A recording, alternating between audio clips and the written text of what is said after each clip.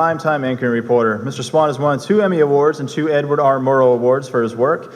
His videos have over 10 million views on YouTube and local websites and have been watched in over 140 countries. I'm sure you saw a lot of the reality check on Fox 19 in Cincinnati. And now he has launched his own independent project, and here now to talk about independent media, please join me in welcoming Ben Swann.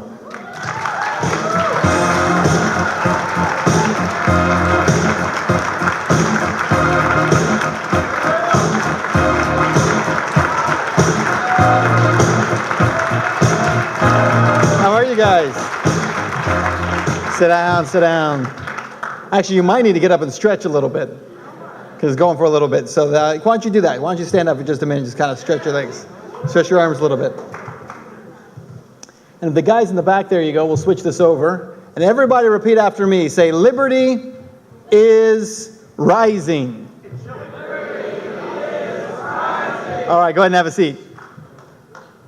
Now, let me start out by saying I'm a guy who walks around a lot. I can't stay in one spot for very long, so I apologize if I kind of trail away from the microphone. I'll try to stay in front of it, but I got ADHD, so I can't stand still for very long.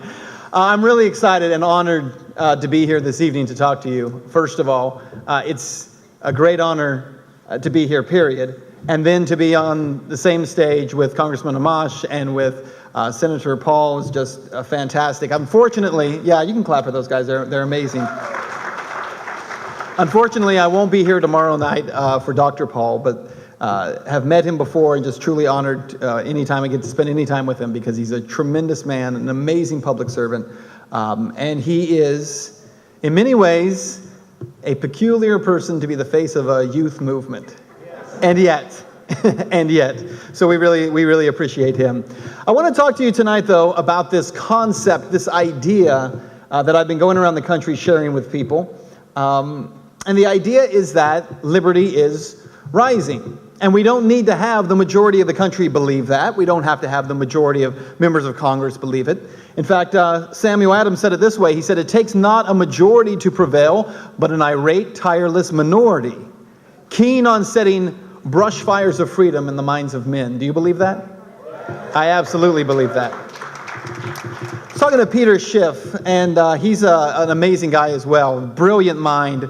But I go around saying liberty is rising, and Peter tells me, he says, "Well, Ben, why do you say liberty is rising?" Because as far as I can tell, it's actually not. It's dying in America, he says. In fact, he might have a point. So let's talk about that for a minute, because we have all these things that have been discussed tonight, including the Patriot Act and the NSA and the spying that goes on with Americans. We have, on a local level, like in New York City, things like stop and frisk.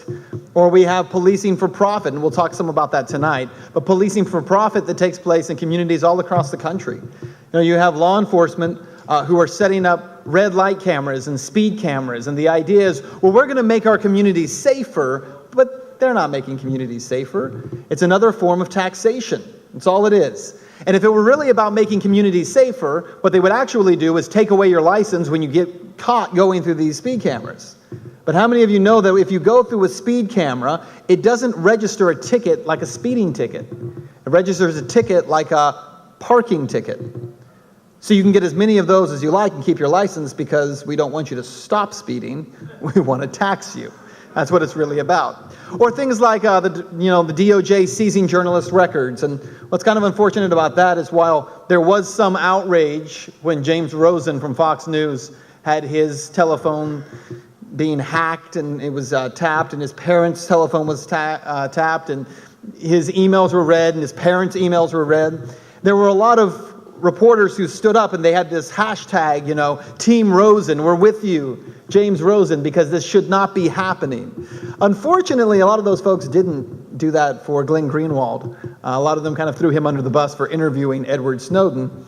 In fact, when you have guys like Piers Morgan, I know I said journalist, but stay with me. When you have guys like Piers Morgan interviewing Alan Dershowitz, and they have this discussion. How many of you saw this? Nobody saw it because you don't watch. Nobody's watching Piers Morgan, right? But they're talking about Glenn Greenwald, and the statement that is made is that Glenn Greenwald interviewed Edward Snowden because, Alan Dershowitz says, he hates America. And he loves tyrannical regimes. How do you like that? Think about that for a minute. So Glenn Greenwald reveals through what Edward Snowden is leaking to him that the American government is spying illegally on its own people because he loves tyranny. Yeah, that doesn't make a whole lot of sense. That doesn't even make sense in upside down town. We also have drone strikes on U.S. citizens around the world. We have the IRS targeting political groups and unconstitutional wars. We have the Federal Data Hub, and some of you may not know what that is, and if you don't, this is my commercial. You need to go to benswann.com with 2 N's, and you need to watch a story we did on the Federal Data Hub and whether or not any private information exists in America anymore. Because it is this huge conglomerate of information being gathered together that's everything about you, from your personal information, to your banking information, to your health information, all put into one place by some wonderful, now federal employee who will not even have to pass a background check. But they'll be able to gather all this information. All they got to do is pass a 20 to 30 hour online course. It'll be fantastic. Issues like policing for profit, drug war, Constitution-free zones, Federal Reserve Bank, NSA spying, CISPA. By the way, you know, I've talked to people about this before, and I think it's funny. How many of you have heard of the Constitution-free zone? A few of you have. So the Constitution-free zone idea is simply this, that along the U.S. border, completely around the United States, so east, west, north, south, around the whole border for 100 miles, it's a Constitution-free zone. Now, there are some people in this room tonight who, like me, are from El Paso, Texas. You guys are over there. Those of us, yeah, thanks both of you. There's actually 4. But here's the thing. If you live in El Paso like they do and I did, then you know it's been a Constitution-free zone for decades. There are a lot of people who are shocked by this, like, oh my gosh, they're talking about suspending constitutional rights along the border. They already have. The Border Patrol, if you are in El Paso and you decide you're going to go west, east, or north from the city on any highway, you have to cross through a Border Patrol checkpoint. You have to present your papers. People act like, oh, I saw it on InfoWars, and it's like really scary that they're thinking about doing this. Guys, I got to tell you, they've been doing this for a very long time. That is where our country has been. So is liberty rising, or is it dying? Here's what some students at the University of Minnesota think. I'm going to say a phrase, you tell me true or not true, why or why not, okay? Liberty is rising.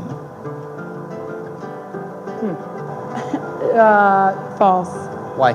Because I feel like there's so much, like, the government always in your business. False. Liberty is rising. I don't know, that's it's kind of a gray area. Really hard to say. Liberty is rising. Indifferent. Yeah. So it doesn't really matter if it is or not? No, I just don't have a very good idea. That makes sense. Our personal liberty is actually going down, I feel like. I mean, there's so much watching, like with the Google scandal and stuff. I think our personal liberty is decreasing right now. Right now, I'd probably be inclined to say untrue. True. Why? When you rise, you prevail. You tackle obstacles that come your way, and that's what liberty is, freedom. Like, I don't think I think it's getting more, like, strict instead of liberty, free everything. Liberty is rising. Liberty is what? Rising. Liberty is rising? I don't know. I can't answer that for you. I don't know. Declining. Why? All the spying and stuff, we don't have as much freedom. We're going to be like China before you know it. If we're not already. Right. You know, the Chinese got the little mics in their cabs. That's what I understand. So I'm not going to be surprised if we do too. There you go. What's that? I'm shocked right now. Why are you shocked right now? Because you've been Swann, right? Liberty is rising. Do you believe that's true or not? Why or why not? the Ron Paul movement. I mean, the liberty is rising. People, the young people especially, they are getting more educated and more involved in this. And you can see from the rallies and the support that the liberty is rising. And I think true also, because I feel like people are more educated, so they're kind of thinking like that we need to support our country more than, I don't know, like helping. We want to help, but we need to be us first, I think. And we certainly need to start standing up for the rights that we have here. Yes, exactly. Liberty is rising. True. Why? I just look at like something like the Ron Paul movement that's happening. You know, the libertarian movement that's been happening. On this campus. What I saw 2 years ago when I was here. It's. I think people are becoming more awake to the veil that is that's been on our eyes. It's finally lifting. I think people are starting to wake up a little more, and definitely, the internet has helped that. Whistleblowers, Bradley Manning. People are getting more courage. I think to actually, get out there and voice that opinion, because I think people are being more receptive. That's the word for it. Receptive. Thank you. More receptive of it these days. So yeah.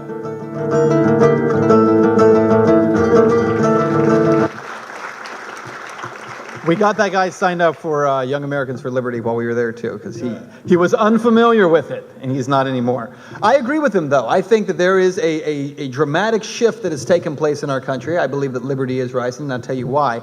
But let's start with the challenges that we face. And the first is the false left-right paradigm. And I heard somebody who said a minute ago in your question to Congressman Amash about the fact that his amendment revealed that false paradigm, and it absolutely did. There are a lot of things that are revealing the paradigm right now, but we have this false left-right paradigm in politics, that you have this balance of power, and the folks on the right and the folks on the left balance each other out. They're fighting each other, but ultimately it creates like this yin and yang karma, and it's ridiculous, right? Because there is no left-right paradigm. It's all the same thing, and it all destroys this. The U.S. Constitution. Government has trashed on every level the Constitution. It's destroyed it because we play the game. And the game tells us this, that if you're on the right, that obviously you have to support the Constitution when it comes to the Second Amendment, right? We have to. And if you are a Republican or on the right side of the paradigm lawmaker, you have to look out for Second Amendment rights. They say there's no ambiguity here. The Second Amendment is very clear. The right of Americans to keep and bear arms, they say, shall not be infringed. And they're absolutely convinced. And they're right. Until they get to the Fourth Amendment. And then they say, well, but in that case, the founders and framers could never have imagined a time when we'd have terrorists. They could never have imagined that. Imagine people wanting to harm us.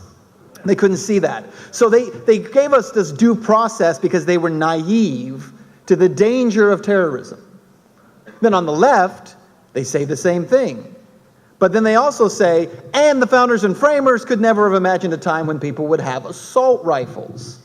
And so we have to take away that right as well. Well, the good news is when you have politicians destroying rule of law, there is a balance for it. It's called the Fourth Estate.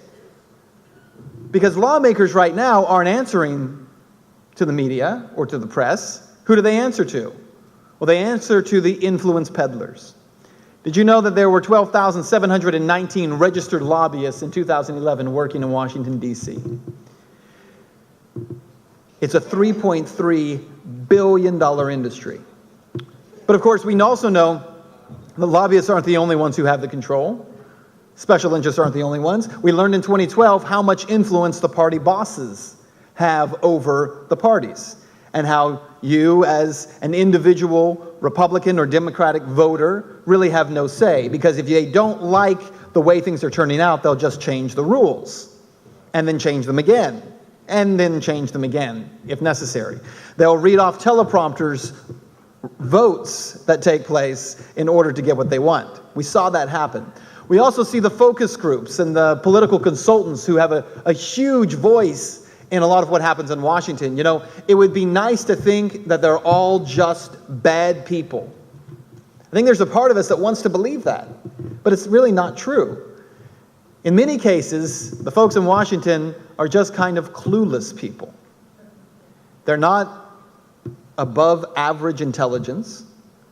And so they listen to people who they're told know how to craft campaigns and craft messages and control messages. And they listen to those people. And so political consultants have a lot of sway over what happens in Washington. You, unfortunately, have almost no sway. And that's where, again, the Fourth Estate comes in. We have, riding to the rescue, these handsome people. And they are here to save us, to protect us. Aren't we excited? So where is the Fourth Estate? Well, of course, the problem that we have with the Fourth Estate is that they're playing the same game with the Constitution. The right doesn't regard due process or privacy rights. The left is not protecting privacy or the Second Amendment, and they go back and forth. And so both sides decide that rule of law in the Constitution is expendable, and so they become a voice for their party. Now, what's important about this is that the viewer, the reader, and the listener is actually equally guilty of creating the disaster that we call the Fourth Estate. And the reason for that is because I truly believe that the average person does not go to media or television or the internet to become informed. They go there to have their belief system validated. I already believe that something is true, and so if I already believe it, now I need someone in a suit, hopefully a tie, I forgot, to come in here and to tell me I'm right. Validate my belief. So when there is the Navy Yard shooting, the tragedy that happens, immediately the narratives begin, don't they? It only takes a couple of minutes now. And on the left, oh, I knew it, another shooting, it's those damn guns. Got to get rid of them. Bet you there was an AR-15 there. Bet you it was there. So then everyone starts reporting there was an AR-15 there. That's true, that's right. And then come back 2 hours later and say, oh, actually that wasn't true, there was not an AR-15. Well, it doesn't matter if there's an AR-15 because you don't care about whether there was an AR-15. You want me to validate your belief system. So if you run to CNN or MSNBC, they do that.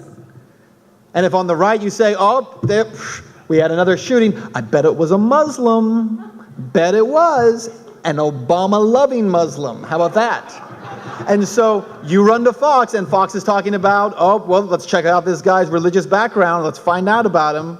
I bet he was too. Then it turns out he was kind of a Buddhist. Kind of. Not really. And so it all gets messed up, and now, they all talk about the mystery behind the shooter. What is the mystery? Well, it's not that it's a mystery, it's that you didn't know, and you acted like you knew because you wanted to fit the narrative. Not even the narrative that you would create, the narrative that the viewer and the listener expected from you. That's the game that's being played right now. Patrick Henry said this, he said, guard with jealous attention the public liberty. Suspect everyone who approaches that jewel. Unfortunately, nothing will preserve it but downright force. And whenever you give up that force, you are inevitably ruined. I believe that it is our job as journalists, and it is our job as the Fourth Estate to protect the public liberty, to stand up for it. That doesn't mean you need to be a libertarian. Somebody asked me outside, I was being interviewed before I came in here. And somebody said to me, so how do you balance your views as a libertarian with the way you report? How do you separate those things? And I said, well, it's easy since I'm not a libertarian. I'm not a libertarian, at least not a capital L one. Somebody said the lowercase. I believe in liberty, but I'm more important than that, I'm a journalist who says, I was not the one who decided that when a president or when members of Congress swore an oath of office, or when members of the military, or a police officer, or a judge swears an oath of office, that they swear it to uphold and protect the Constitution of the United States. I didn't decide that. Someone else made that decision. But as a journalist, it's my job to hold them to it. To hold them to the oath of office, to speak truth to power. Not to go out there and convince people that they're actually libertarians, but to say to those who are in power, you are not upholding the rights of the people who are your constituents. So the balance there is easy for me. which is when you love the idea of liberty and constitution, but you also love the idea of sticking it to those who are in power, it becomes very easy to separate yourself from it. Because I'm not here to convince people to join the Libertarian Party. That's not what I'm here for. I'm here to hold people accountable to what they say. But I believe this. I believe that liberty is rising, and I believe we are winning. I believe alternative media is winning. I believe that the liberty movement is winning. And I think Syria, it makes me smile. It is a great example of how we have come so far. We spent over $1 trillion battling al-Qaeda in Afghanistan, Pakistan, and in Yemen. Not to mention the Iraq War, which was, if you'll remember, originally sold as a safe haven for al-Qaeda. That, of course, turned out to be false. So if al-Qaeda is our sworn enemy, why is the United States supporting al-Qaeda fighters as part of the Syrian opposition, just as we did al-Qaeda fighters in the Libyan uprising? Well, that was the question I posed to President Obama during my one-on-one interview with him. You mentioned about al-Qaeda during your speech, going after al-Qaeda in Afghanistan, certainly going after them in Yemen as well. And yet there's some concern about the U.S. funding the Syrian opposition when there are a lot of reports that al-Qaeda is kind of heading up that opposition. How do you justify the two? Well, I share that concern, and so what we've done is to say we will provide non-lethal assistance to Syrian opposition leadership that are committed to a political transition, committed to an observance of human rights. We're not going to just dive in and get involved with a civil war that, in fact, involves some elements of people who are genuinely trying to get a better life, but also involve some folks who would, over the long term, do the United States harm. That interview was a little over 1 year ago. 1 year ago. I remember coming back to our station with that interview. 4 questions that I had asked the president. That one about al-Qaeda, about a kill list that he would not confirm nor deny that he had, about the indefinite detention, part of the National Defense Authorization Act, and about why the U.S. was saying we were leaving Afghanistan when we had just signed an agreement to stay for an additional 10 years. And I remember being confronted by not just the news managers that I work with, but even our general manager, who asked the question, why would you ask the president something so crazy that you would think al-Qaeda is being supported by the U.S. in Syria? That's what he said. That was a year ago. At the time, the reason I tell you that is because nobody was talking about this idea. At the time, what we were hearing over and over is that you had the bad guys wore the black cowboy hats, and the good guys wore the white ones, and the good guys were the ones we were providing non-lethal assistance to, and maybe a little bit extra on the side, and the other guys were just terrible. That's where we were at the time. Well, then suddenly it all begins to change. Winston Churchill said this: men occasionally stumble over the truth, but most of them pick themselves up and hurry off as if nothing ever happened. It happens far too often. I'm going to skip past this and go here. Yes, ma'am. You are very eager. Hi, Senator McCain. My name is Jumana, and I met you years ago, and I've always been a loyal supporter of you. I've always been a loyal supporter of you since the Keating 5. I go that back. Anyway, the point is right now, no one's denying there's a lot of atrocities being committed in Syria, whether on the rebel side or whether on the other side as well. The point is there is a good option to what could happen in Syria. For me to listen to you saying there's no good option, I refuse to believe that. The good option right now is to take Saudi Arabia and Iran and force them to stop supporting the two sides in Syria. And you could do it. You can do it by diplomacy and negotiation, not bombs, Senator McCain. We cannot afford to shed more Syrian blood. Personally speaking, I have a cousin who is 18 years old, just was killed 10 days ago by the so-called rebels and Al-Qaeda, and they're not Syrian. They're coming to Syria from all over the world to fight this. We cannot afford to do that. We cannot afford to turn Syria into another Iraq or Afghanistan. I beg you. My family is there. There's so many good Syrians. The majority of the Syrian people want to save their country. And you need to also listen to the majority of the American people who do not want you to go there. This is not an issue that we could take so lightly, Senator McCain. Enough is enough. We do not want another engagement in the Middle East. We don't want Al-Qaeda to take over. We don't, whether you like Bashar al-Assad or not, I am not a fan either. But at least he has a secular government going on over there. It is secular, Senator McCain. We are a minority over there. We are the minority Christians who are unfortunately, by you and so many in the Senate, are just considering us as collateral damages. And I refuse to believe that. I refuse that because I could trace my family's name to the Bible. We were there from the beginning of humanity, we were there. And we refuse to be forced to leave and flee and be considered a collateral damage. Thank you. Thank you very much. Thank you for your passionate plea. Thank you for your very compelling and emotional statement. And all I can tell you is that I too have been to Syria. I too know the people who are fighting there. I've met them, I know them, and I know who they are. And I know Syria well enough to know that it is a moderate nation. It is not a nation that will embrace these foreign fighters. But to say that Bashar Assad is anything but a merciless butcher, then we have a strong disagreement. Now, that woman who gave her passionate plea was crazy. She clearly has no idea what she's talking about because let me see if I can make this thing go backwards. As Bill O'Reilly will explain, she doesn't know what she's talking about. The toughest question for the president is going to be this one, Bill.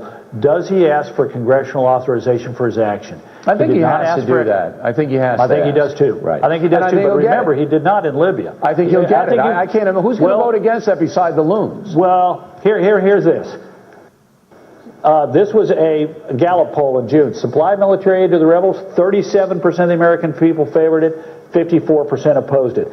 Favor or oppose sending arms and military supplies? This was a Pew poll also in June. 20% said yes, 70% said no.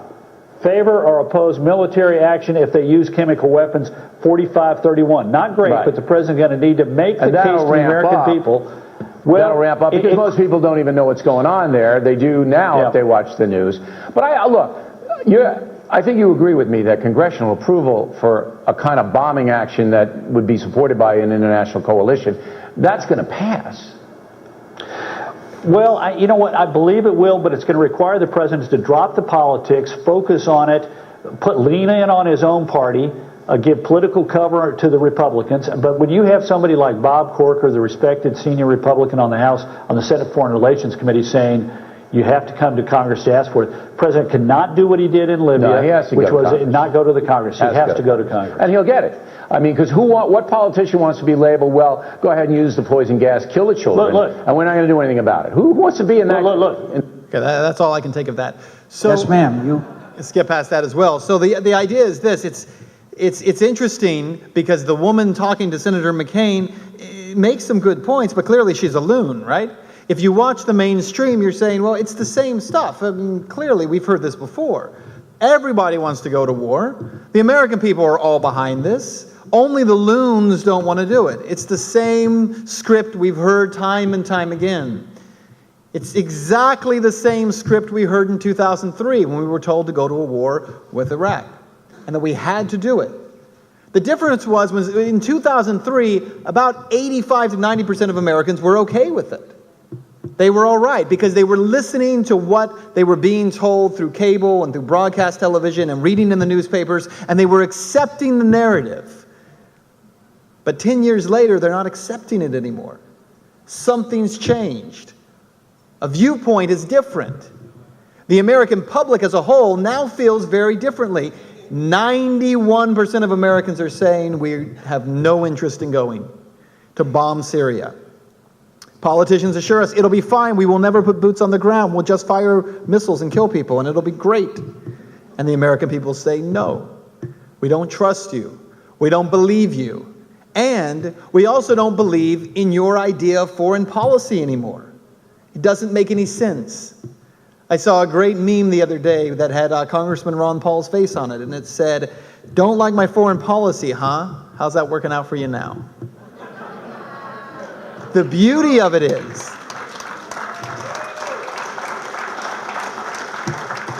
we had this conversation outside a few minutes ago with some folks, but the beauty of what we're seeing right now in our country is that the American people are accepting the idea that Republican voters dismissed during the primary in 2012. They didn't listen at that time. Now, I'll say something that might get me kicked off the stage here, so I'll say it quickly. I believe it's a good thing that Congressman Paul, in this area, did not win the presidency. And the reason for that is because had he won, you would have the media telling everyone how he was a coward, afraid to go to war. Look at the kids who were dying. You would have the Republicans turning against him and the Democrats attacking him. But instead, when the Nobel Peace Prize winning president wants to go, the American public is looking at it and saying, no, we don't like it anymore. Now, in this particular area, you can say that Dr. Paul, at the time Congressman Paul, he lost the battle, but he won the war. He won the war.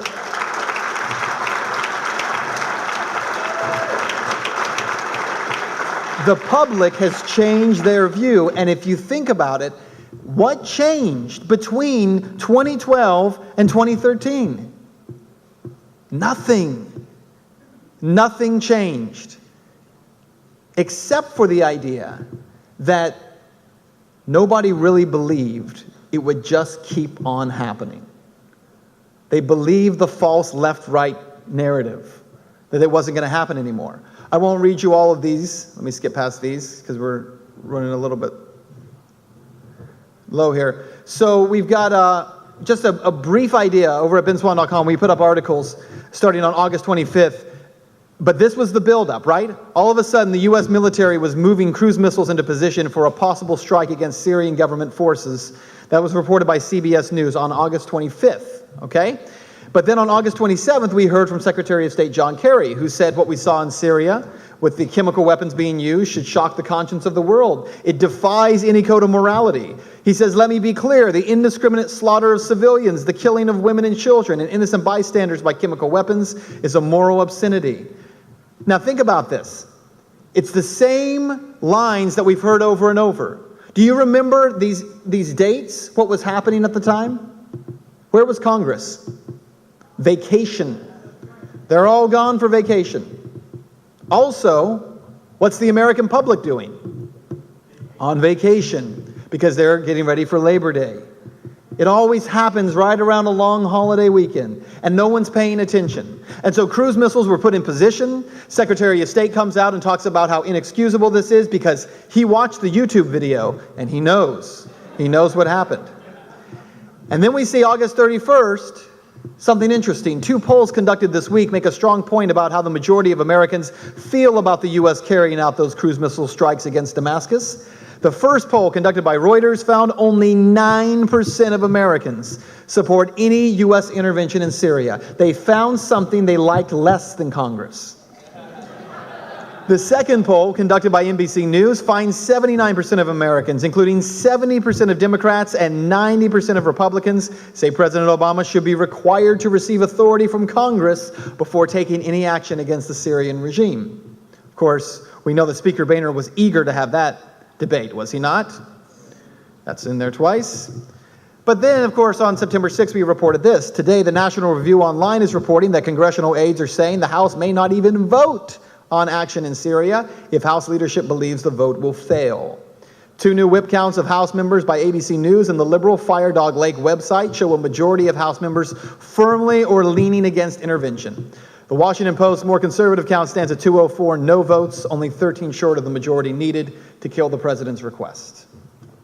The American public wasn't interested. Same script, same story, but nobody's buying it this time. Liberty is rising, but there is much more to do. I believe part of the reason liberty is rising right now compared to 10 years ago is we have this amazing collision between something called alternative media and something else called social media. And these are two forces that really didn't come find each other necessarily. I think that the public found them and has used them well. The alternative media is saying, we're going to provide content that nobody else will provide. We'll talk about things that no one else will talk about. So for instance, when the mainstream media talks about the sarin gas that was used by Assad, the alternative media points out that Turkish officials caught al-Nusra Front with sarin gas on May 31st. The simple fact is that Bashar Assad is not the only one with sarin gas in Syria. That's a fact. It's not a conspiracy theory. It was a fact. We also found that the alternative media, people like yours truly, were willing to talk about al-Nusra Front at all. Because the mainstream media doesn't talk about al-Nusra Front. They talk about the FSA, the Free Syrian Army. And when Senator McCain stands up there and says, hey, listen, I meet these people, I know these people, I trust these people. He's talking about members of the FSA, who, by the way, meeting someone and knowing someone are not the same thing. And we all know that. But what we see is the alternative media talking about it and then social media sharing it. The ability for people to communicate with each other without having to go through Anderson Cooper or Bill O'Reilly. It's a powerful force. It's a very powerful force. Liberty is rising. There is a lot more to do. So what do? Well, we have to continue to build on this. We have to engage people, student groups like Young Americans for Liberty, but we have to get more students involved. You know, the day that we were out there on the University of Minnesota's campus, we had so many young people who came up who expressed to us liberty ideas, but had no idea there was an organization that embodied those there. We have to do a better job of engaging student groups, of engaging journalists who are just reading the script that's being sent to them. I talk to a lot of journalists around the country who absolutely believe that they're not giving enough information, or who tell me, Ben, I wish I could go do what you're doing. I wish I could leave and go start something. It's very courageous what you're doing, or stupid, one of the two. But either way, they want to be able to do something similar to it, and there are journalists that we need to engage in this process, business owners and entrepreneurs.